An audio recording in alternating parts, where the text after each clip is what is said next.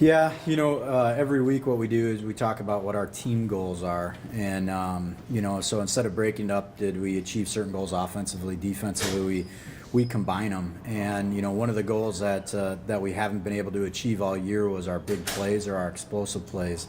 And this game we both had 7. And, we want to obviously we want to win that battle. But this was really our first game that we've actually gone toe-to-toe with somebody in big plays. So that was big.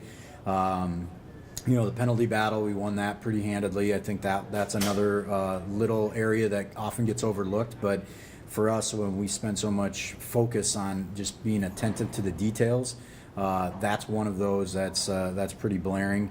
Where we really fell apart was third downs, and that's a major success ratio in football. And offensively, we were 0 for 11 on third down conversions, and defensively, they were 11 of 18, which is about 61%. So the third downs is where we need to get off the field as a defense, where we got to stay on the field as an offense, and that really came to bite us in the butt in the game. But we did do some things. We were able to establish a running game. We were able to break a couple big runs that we hadn't done all year. Which is huge for confidence, not just for Lane Torgerson, but also just for our offensive line and our offense in general, and then even the rest of the team. So that was good.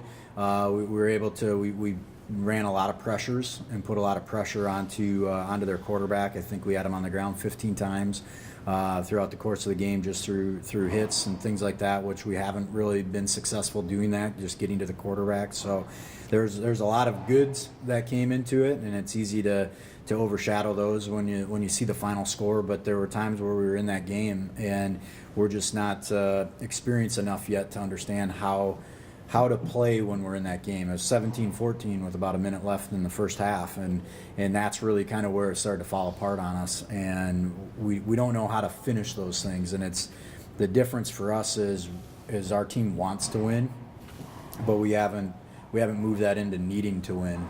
And so when you need to win, you pay attention to the details. You do all the little things right, and you worry about just your job and not going above and beyond what you're supposed to do. Where if you want to win, you're diving for tackles, you're dropping easy catches because you're letting it hit your chest, all those type of things. And that's kind of the situation that we're at right now.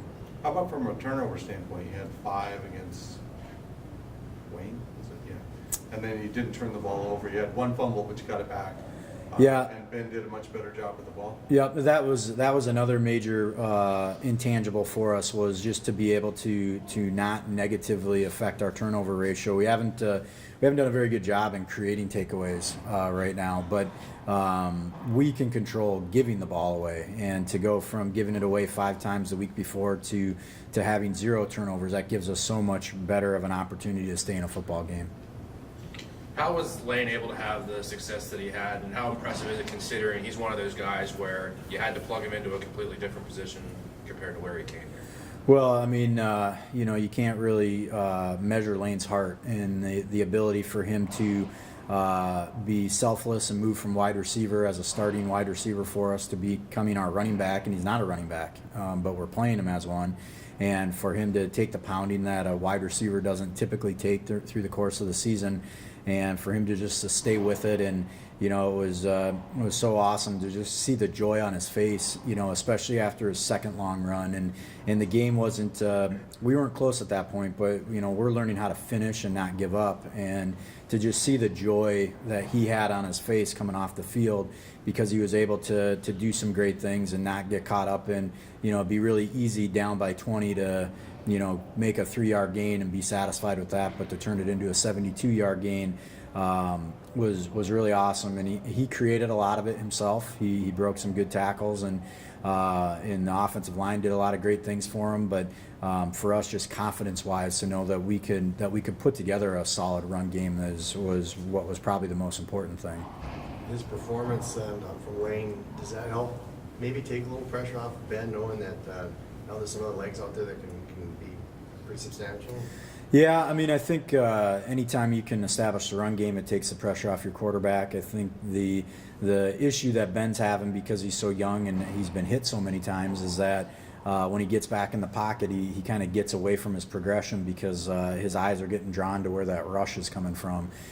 So he's not able to really go through the progression that he needs to go through to get the ball away. And so then that's where he knows he can rely on his legs to get out. And unfortunately, it doesn't always work, and which happened, right at the end of the first half, where he tried to escape, and they were able to get his to clip his feet, and then he threw it away, and then it was a penalty. And so all that's part of his learning process. And if we can take the pressure off him and establish a run game week in and week out, that's the goal. And it was good that we were able to do that on Saturday, but we still allowed him to get hit way too many times. What do you kind of see as Lane's future after this year? Would you like to get him back out at wide receiver? Yeah, I mean, I think in an ideal situation, we'd like to get him back out to where he's pretty productive, in the slot and doing a lot of those things. We know we could bring him in as on those wide receiver motions, where he can hand off to the wide out and he can do some things. That's going to put a lot of pressure on us. We got to find a running back or five or however many we need. But I think ideally for his senior year, we'd love to get him back out and split out. That's why he doesn't want to change his number. He wants to stay with in the 80s. But we'll have to see how that goes. That's on us to do that for him and to see if we can find somebody that can tote the rock for us as well as he's doing right now. Final home game with St. Cloud, and also a game, of course, everyone knows how it went last year, getting that win on the road. How big of this is another rematch type game with them? Yeah, I mean, we're definitely not the same team we were last year when we played them. We don't have the same amount of bullets, I think, in the chamber that we did a game 11 last year, and they're not going to take us lightly either. They probably feel like we took something from them, and they'll be looking for. I don't know if they'll be looking for redemption necessarily, but they're not. I don't see them taking their foot off the pedal if they can, and which is okay. I mean, we know where we're at and what we're trying to do, and we're ready for them. I mean, we played a lot of really good football teams already, and they were number 8 in the regional ranking before last week, before they lost to Bemidji. So I mean, they've been an improved team as well from the team that we played last year. So we'll see. I haven't really had a chance to watch too much of them on film, but they beat Sioux Falls, so that's a pretty big resume builder for them alone. So we'll have our hands full, but we'll see if we can get the run game going and see if we can get to their quarterback a little bit. What kind of problems does St. Cloud present for you guys? They've got some dynamic receivers. They got some big bodies out there at wide receiver, which has kind of been our kryptonite a little bit this year. And they have their power run element. Where Moorhead was able to run the football, but they're not. They kind of do a little bit more with smoke and mirrors and get you out gapped, and St. Cloud's going to want to come and push you into the ground a little bit and be physical. So we're going to have to be able to stand toe-to-toe with them again, be solid in the run fits, and not allow us to let down on the backside just because we're so focused on being able to stop the run. So they're much more dynamic when it comes to that, and we just got to be disciplined, see if we can force them into some mistakes. How about Luttrell? How has he progressed in the last couple of weeks and kind of stepped up for you? You had a big scoop and score on the extra point. Yeah, Latrell McCutcheon, as a true freshman playing corner, 2 weeks ago he played a ton of reps for us. This last week he was out on the field.